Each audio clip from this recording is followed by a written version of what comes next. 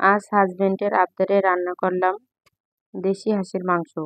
এটা আমার পালন করা হাঁস। আমি ছোট থেকে এটাকে পেলে বড় করেছি। এখন বাচ্চারাও বলছে ওরা নাকি হাঁসের মাংস খাবে। ওর বাবাও বলছে হাঁস জবাই করো। তাই তো হাঁসটাকে বেঁধে রেখেছিলাম আগে। তারপর ওটাকে কেটে নিয়েছি। কেটে ধুয়ে পরিষ্কার করে সোজা চলে আসলাম রান্নাঘরে। চলো আজ সুন্দরভাবে তোমাদের সাথে হাঁসের মাংস রান্নাটা শেয়ার করি। এখানে আমি বেশ কিছুটা পেঁয়াজ কেটে নিয়েছি।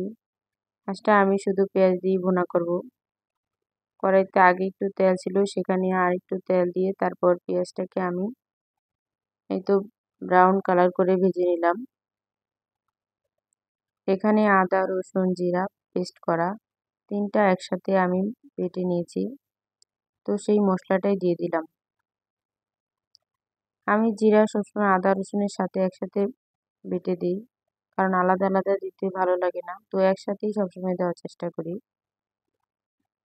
হাঁসের মাংসতে একটু মশলাটা বেশি লাগে, তো আমি পরিমাণ মতো আদা রসুন বাটা দিয়ে নিলাম। এখানে গরম মশলা তেজপাতা এলাচ দিয়ে দিয়েছি, একটু লবণ দিয়ে নিলাম। এখন এটাকে আমি কিছুক্ষণ কষিয়ে নিব। আদা রসুনের কাঁচা স্মেলটা না যাওয়া পর্যন্ত একটু ভেজে নিব। তারপর যখন উপরে তেল ভেসে উঠবে এই পর্যায়ে আমি দিয়ে দিব হলুদের ফাঁকি, মরিচের ফাঁকি।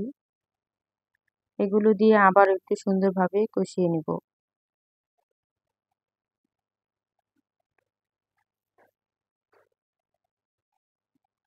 এই তো একটু পানি দিয়ে তারপর আরেকটু ভালোভাবে কষিয়ে নিব।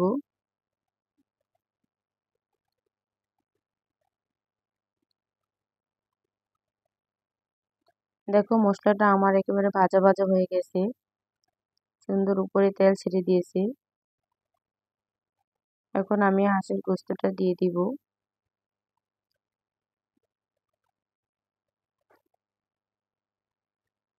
দেশি জিনিস, আসলে আমাদের পালন করা জিনিস যদি আমরা নিজেরা রান্না করে খাই, সেটা স্বাদই অন্যরকম। নিজের হাতে এটাকে ছোট থেকে পেলে তারপর বড় করেছি, তো ওটাই জবাই করে কেটে রান্না করতে চলে আসলাম।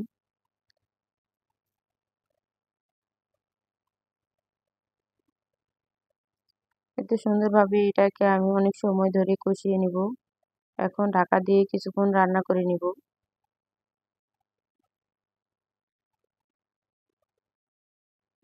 দেখো এটাকে আমি ভালোভাবে কষিয়ে নিচ্ছি। তোমরা এরকম করে রান্না করে খেয়ে দেখতে পারো, অনেক মজা হয়। এই চুলায় আমি এদিকে একটু গরম পানি দিয়ে দিছি ঝোলের পানির জন্য। তো আমি সবসময় মাছ মাংসের তরকারিতে গরম পানিটাই ব্যবহার করার চেষ্টা করি। এটা দিলে তরকারির স্বাদটা খুব ভালো হয়, গোস্তটাও খুব তাড়াতাড়ি সিদ্ধ হয়ে যায়। এটাকে ঢাকা দিয়ে আমি আর কিছুক্ষণ জাল করে নিব।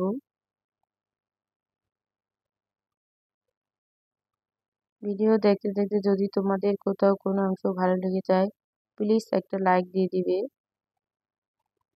কমেন্ট করে তোমাদের সুন্দর মতামত জানাবে। এই তো আমার হাঁসের মাংসটা রান্না শেষ। দেখো কত সুন্দর হয়েছে, মাশাআল্লাহ কালারটা অনেক সুন্দর এসেছে, খেতেও খুব মজা হয়েছিল। তো দুপুরে রান্না বান্না করে খাওয়া দাওয়া শেষ করে তারপর বিকালের দিকে একটু হাজবেন্ড বাড়ি গিয়েছিল, তো এখানে কিছু সবজি এনেছে সেটা আমি ঢেলে নিচ্ছি।